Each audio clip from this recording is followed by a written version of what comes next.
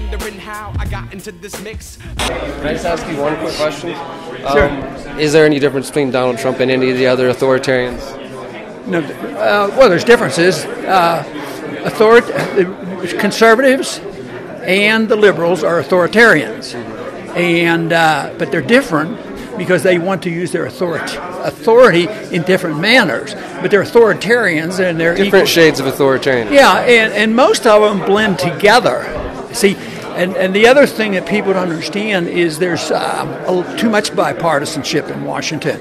The Democrats and Republicans get along. They support all the wars. They support all the debt. They support all the Federal Reserve, all the bailouts. And that's where the real problem is they're together.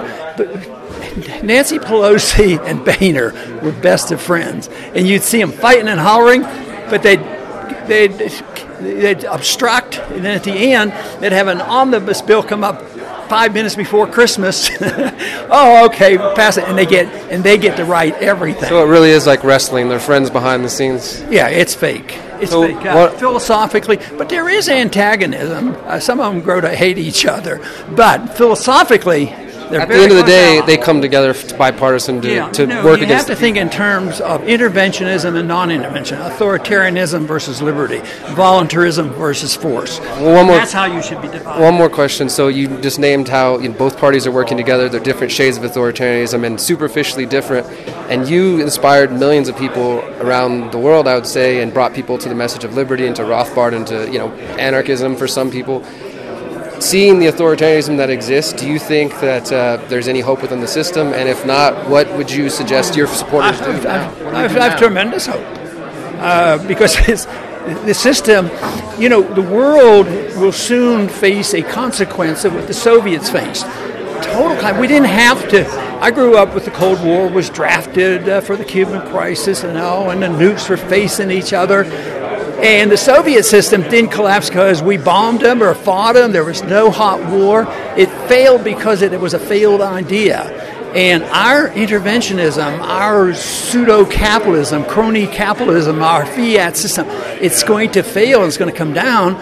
And even though Washington makes a lot of noise and the media makes the noise, the real rumblings come from people that for the most part, that I'll meet here. Yeah. Because you're dealing with something sort of outside the system and try to compensate for it.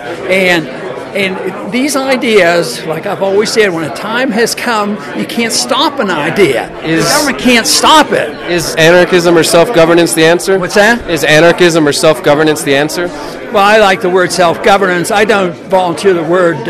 or voluntarism? I like voluntarism. The more the merrier. Do you think that's really the true answer? Like you said, this is an unsustainable system. If you gave one message to your supporters, what would it be? Exactly how, if somebody comes in my house robbing me and I don't want to kill them and I arrest them, am I going to go out and find some source, to settle this dispute?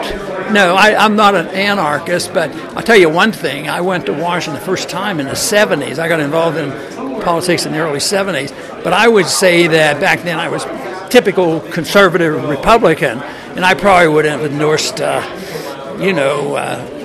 maybe 60, 70% of government and probably more military spending than I do now. And the longer I was there, and the longer I saw how the special interests are, the more I became aware of how wicked the government is. And the government is at fault. The government is the problem. The government starts the war. The people never start the war. People, just think of the Iraqi people and the American people.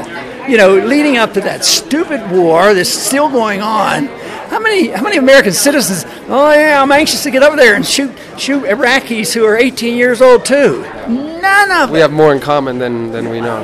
One more question: do you think that Rothbard and Rockwell and the paleoconservatives contributed to the rise of what we call the alt-right now? No. Absolutely. Can I get a picture now? This is nice.